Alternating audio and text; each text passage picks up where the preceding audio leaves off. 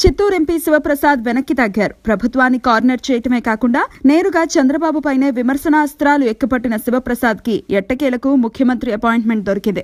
తన వ్యాఖ్యలపై చంద్రబాబు సీరియస్ గా ఉండడమే కాకుండా క్రమశిక్షణా చర్యలు తీసుకోబోతున్నారని తెలుసుకున్న శివప్రసాద్ యాక్షన్ లేకుండానే కూల్ చేసేందుకు రాయబారాలు పంపినట్లు చెప్తున్నారు. అయితే శివప్రసాద్ వ్యవహార శైలిపై గుర్రుగా ఉన్న చంద్రబాబు శాంతించలేదని, ఎన్నో వినతుల తర్వాతే అపాయింట్మెంట్ ఇచ్చారని తెలుస్తోంది. ఎట్టకేలకు చంద్రబాబును కలిసిన శివప్రసాద్ తన వ్యాఖ్యలపై వివరణ ఇచ్చారు. అంతేకాదు పార్టీకి నష్టం కలిగించేలా మాట్లాడినందుకు క్షమాపణలు కోరినట్లు తెలుస్తోంది. అయితే శివప్రసాద్ ను చంద్రబాబు గట్టిగానే మందలిచ్చినట్లు టాక్ వినిపిస్తోంది.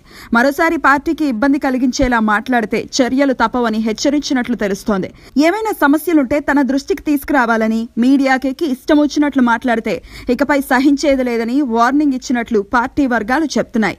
బాధ్యతగా ఉండాల్సిన సీనియర్ నేతలే ధిక్కార స్వరం వినిపిస్తే ప్రజల్లోకి తప్పుడు సంకేతాలు వెళ్తాయని, ఇకపై జాగ్రత్తగా ఉండాలని శివప్రసాద్ కి చంద్రబాబు సూచించారు.